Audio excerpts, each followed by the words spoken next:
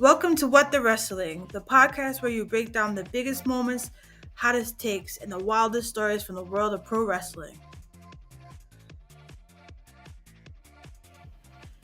Whether you're a diehard fan or just stepping into the squared circle, we're here to give you the real scoop on everything happening in the ring. I'm your host, RJD, and we're about to take a ride through the latest and greatest in pro wrestling. Get ready for all our hot takes, deep dives, and all the wrestling you never knew you needed. Don't forget to hit the like, share, and subscribe button and join What the Wrestling family so you never miss an episode. Now let's step into the ring. You're listening to the What the Wrestling podcast, the show that brings you all things wrestling with your host, RJD.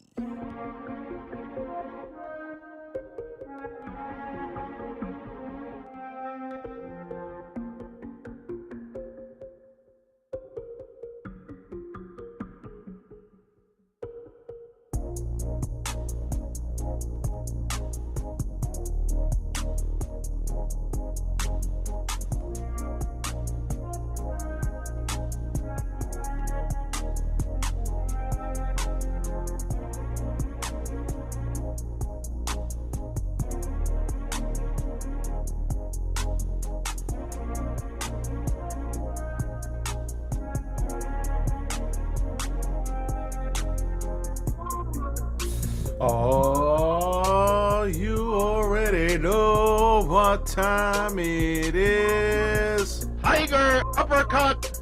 AEW, everybody. AEW has come and gone, and we are here to talk about it. Now, y'all know how I do. I'm here for a good time, not a long time, so let's not waste any time. Let's go.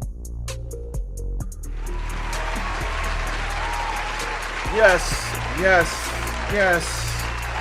It's I, RJD here. Welcome to What the Wrestling, the show that brings you all things wrestling. I am your host once again, RJD. And hit the like button. Hit the like button, like, comment, share, and subscribe to the bottom of your channel. Follow me, RJD on X, RJ699, and follow me at What the Wrestling on Facebook, YouTube, Instagram, and TikTok. Listen, as always, we got some sponsors to the show coming soon, so we will be rocking out sooner than later. So look out for that, as always, because it's coming. So look out for that. But first things first, AEW, not as good as the past month, but some decent stuff on here, just not as good as some of the other stuff. But at the end of the day, I know AEW, they get a lot of shit, obviously, but not gonna sit up here and dump a crap on them. But there are some questionable things that I wonder. Like, one, what is this infatuation with giving people 2 titles? Stop it. Listen, I think Willow got 2 titles. They might give Kyle Fletcher 2 titles. Okada had 3 titles. Yeah, too many people got 2. Hangman potentially could have 2 titles. I think Kenny Omega made sex.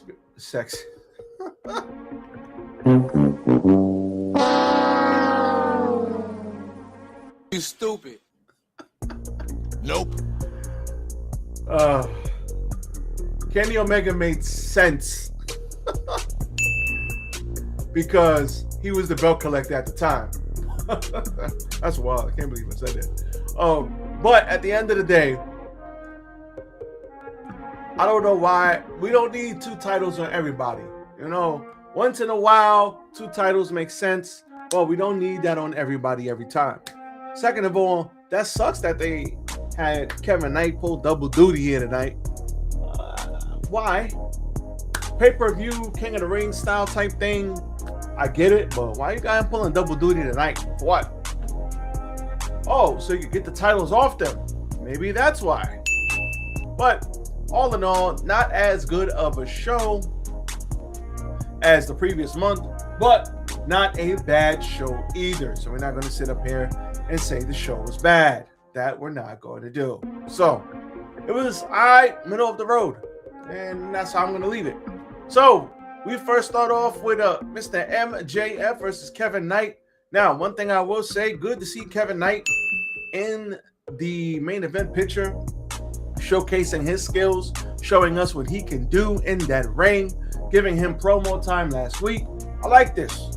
He didn't win because that dastardly MJF was going for the win, but just as he was going for the win, he kicked the damn referee into the ropes, and it took about 16 seconds for him to try and get the pin.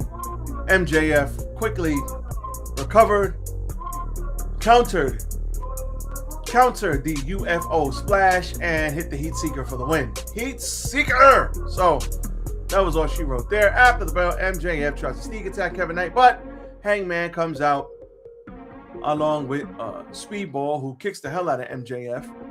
And the babyfaces stand tall, but Kevin Knight still loses. So this is a perfect example of you're winning, but you really lost, but you got the win at the end. Kevin Knight is going to be somebody. He's already somebody.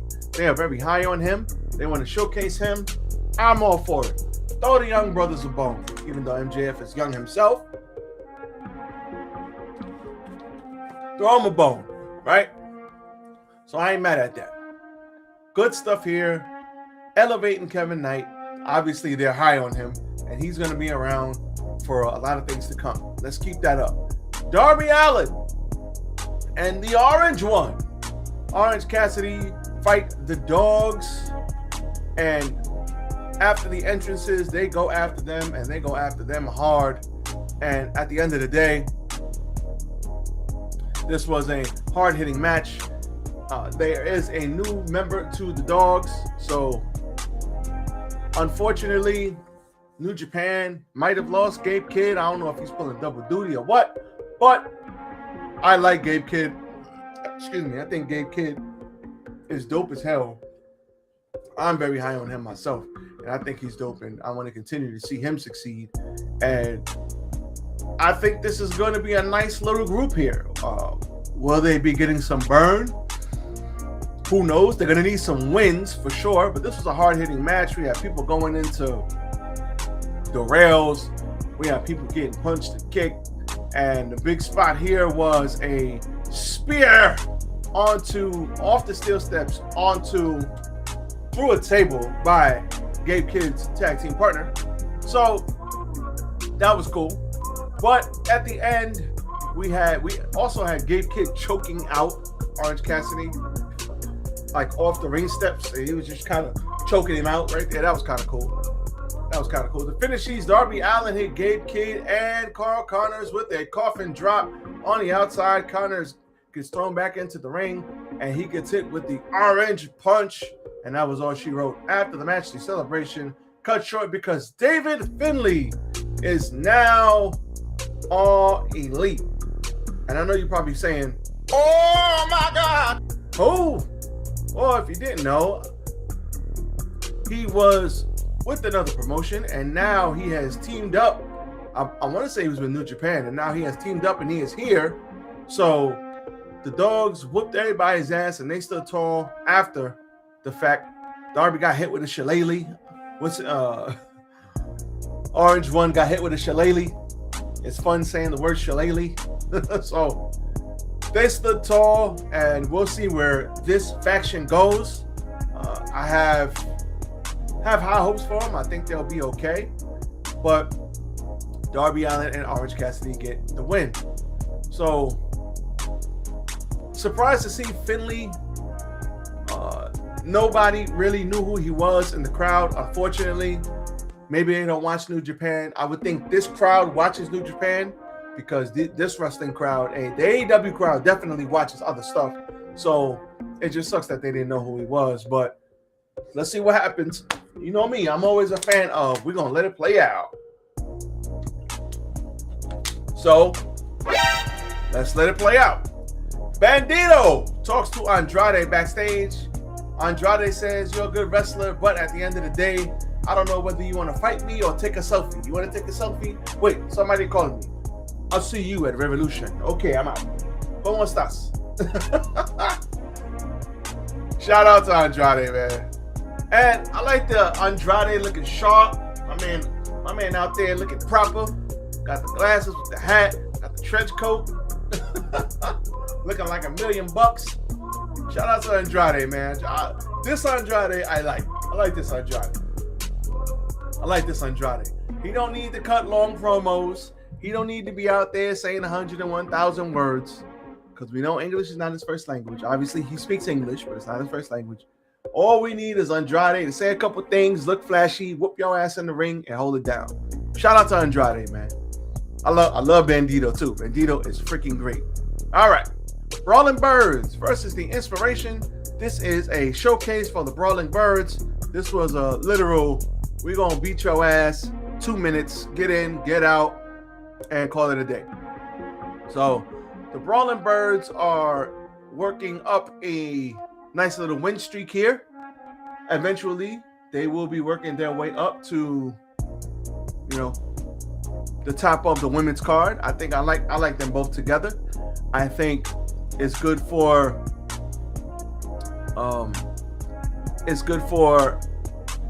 what's this damn girl's name? Jamie Hayter. I forgot her damn name. It's good for Jamie Hayter to get the reps in, and Alex Windsor too. We're not gonna say both these ladies can't go. These ladies can go with the best of them. So good stuff here. The Inspiration. So they were the Knockouts World Tag Team title holders, only to end up for enhancement talent at AEW. So at least they're getting paid. Good for them. But for all that, I'd have stayed in TNA. But if it's for the paycheck, then hey, gotta do what you gotta do. I ain't gonna get mad at no man or woman getting their money. Go get your bread, boo-boos. Go get your bread. Hangman Page in I don't know, I wouldn't even call this a match. Why would you even have this happen?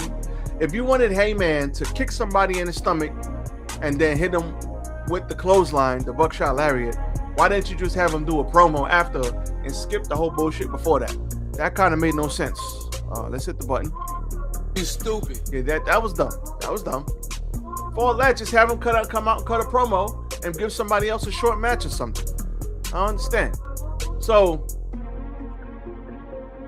immediately after after Hangman makes quick work of this enhancement talent, he is calling out MJF ahead of the Texas Death Match.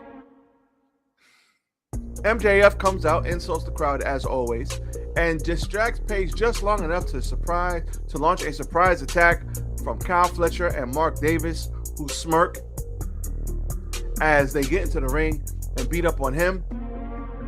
And then to his defense comes Jet Speed, and Jet Speed comes out there, and then Don Callis comes out there and says, "Listen, you guys have titles. We want your titles." And Don Callis, "We're going to do something that I want around here because I'm Don Callis. What about what I want?" And they made the Proto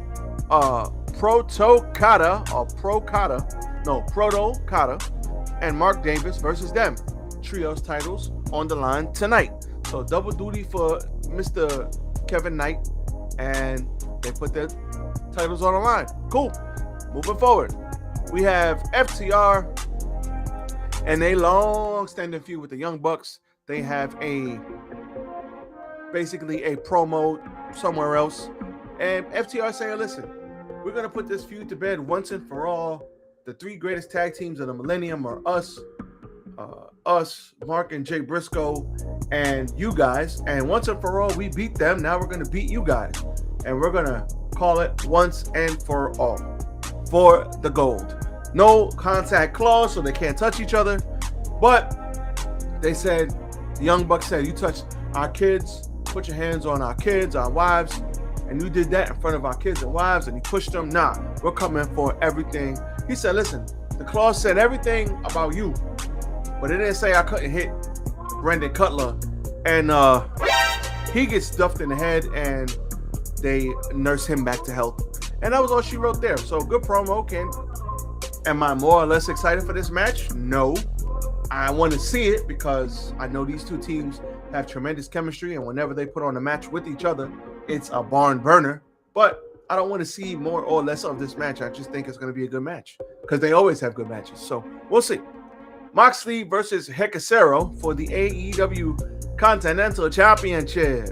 What I will say is I love the fact that Mox continues to put on these good matches, good to great matches every single week with different talent. I think that's great. So Don DeMarco for that.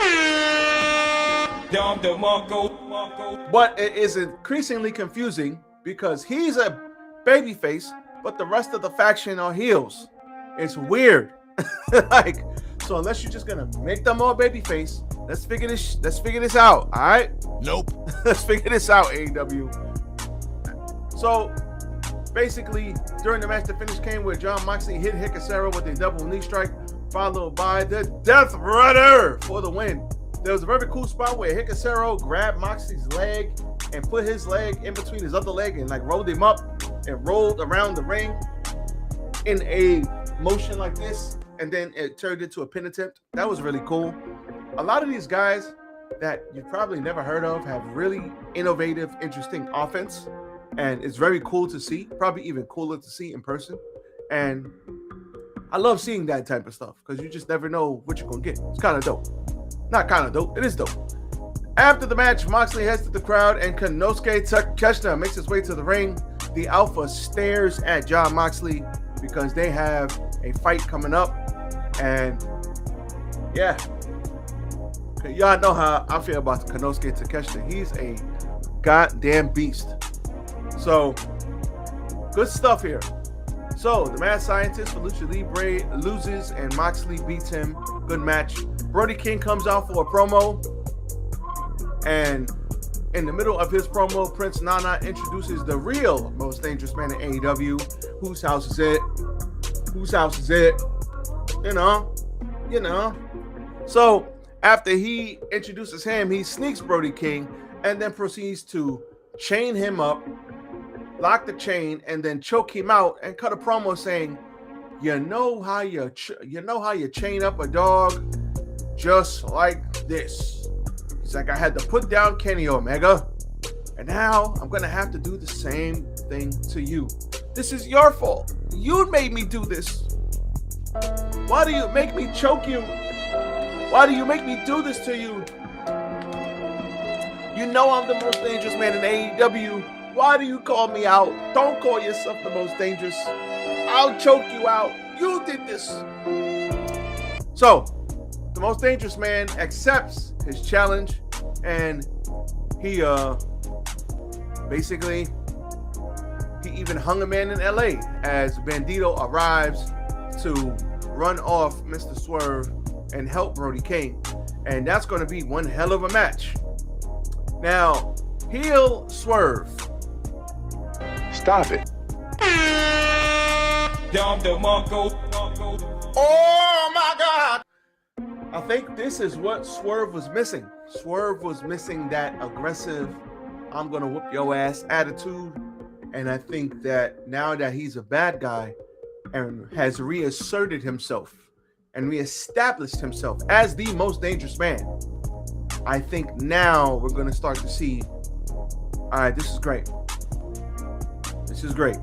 Swerve feeling, we already know he is where he needs to be, but feeling like that guy who hung the hangman, and he is the most dangerous man, and he laughs at pain. Pain runs from him. So, yeah, I like what they did with Swerve. He had to get that edge back, and he's got it back. All right, Daniel Garcia marks Hikaru for coming up short with the Continental Championship loss. Wheeler Yuta also removes his hoodie and sports the bald head, earning a pop from the crowd. Yuta says that he's enduring the pain, losing his hair. because of the Death Riders. And listen, man.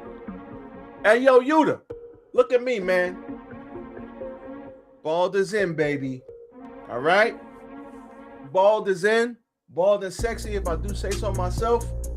Yuta, I got you, brother. We here, man. I got you, Yuta. All right? Sport that baldy with proud. You heard me? Sport it with proud. With pride. Sport it with pride, I mean. Pride and powerful. Shout out to those brothers. But in all seriousness, baldy is it, man. So we gotta keep it bald and sexy out here. Marina Shafir calls out Toni Storm, telling her to shoot from the hip. You make me laugh, you pussy. Yo, I love Marina Shafir. Oh my God. Marina Shafir is awesome, yo. I don't know why they don't let Marina Shafir got the look. Like, all right, how do I explain this? So Marina Shafir has that look about her, like, F you, I'll knock you out. Like, I ain't scared of you. Like, who else had that look? You know what Marina Shafir reminds me of? Her character reminds me of Fast and Furious. Not like Fast and Furious 8, 9, 10, 11, 12. No, like the original Fast and Furious. Dominic Toretto's girlfriend, wife, whatever she is. Letty. She's Letty. Marina Shafir reminds me of Letty. She's like, I'll beat your ass. Like, yeah, I'm a woman, but I'm tough, and I'll kick your ass. Like, Marina, they should have let her talk a long time ago. Real talk. Such a little detail, but such a great addition to the Death Riders. It just works. I don't know what it is, but it works. And she's got the look, and she's believable, and we know she could tap your ass out. So, yeah, I rock with it. Good stuff. So, moving right along. Yeah, she calls out Toni Storm. Moxley then takes over, calls out several podcasters and advertising agencies for getting involved in pro wrestling before hyping up AEW Revolution versus Konosuke Takeshita. So, I ain't mad at it. We like it. It's all good.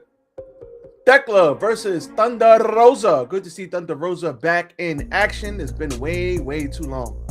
And she had Chris Statlander behind her, not out there with her, but behind her.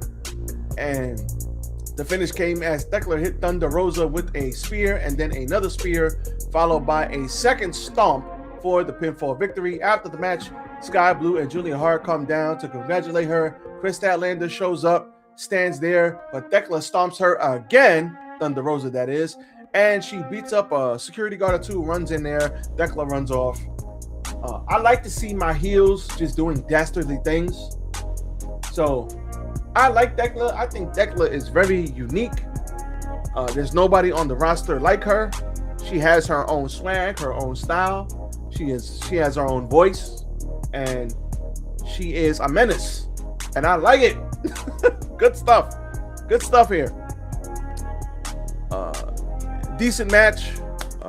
Not the greatest match, but I don't care. I'm glad Thunder Rosa is back on TV. I remember the days of Thunder Rosa and Britt Baker where they were, tearing the house down, and now it's a different era. It sucks, but it's a different era. It's a different era.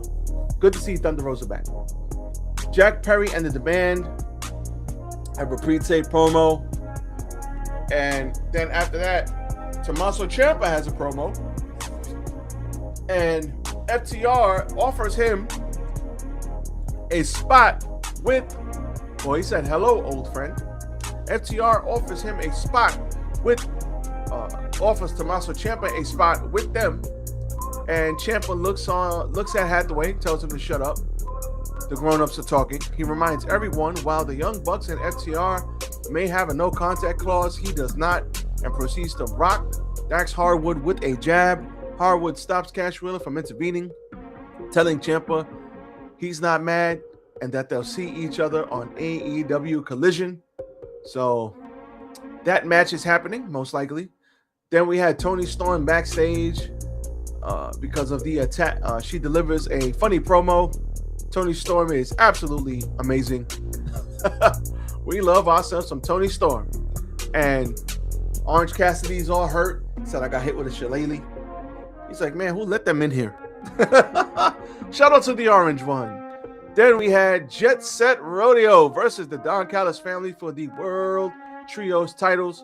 And this all came down to Mr. MJF.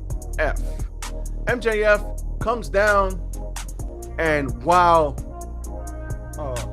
Hangman is waiting to hit the Buckshot Lariat, MJF pushes him off the apron, which will allow Kazuchika Okada to hit Kevin Knight with the Rainmaker, followed by a power driver by Mark Davis. And Mr. Kevin Knight, who is pulling double duty, takes the pinfall loss, and they lose the titles. Now, this is how they close Revolution. MJF's run-in was great because he caused Hangman the title, the Trios titles, and at the end of the day, they wanted to get the Trios titles off of Hangman before Revolution. I ain't mad at that. That makes a lot of sense. And like I said, this wasn't the best episode it wasn't better than like the last month. It was a decent episode, but we know that AEW can do better. But this episode was solid, so I'll take it. And that's all we got. So that was your AEW Dynamite. I forgot to switch the freaking thing, but that was your AEW Dynamite, and that's all she wrote. So with that being said, this is coming out on Friday. There will be a What the Wrestling News brief this weekend, so look out for that and more content to come. So with that being said, RJD here, What the Wrestling. I am out. Everybody be safe, and I'm out. Peace.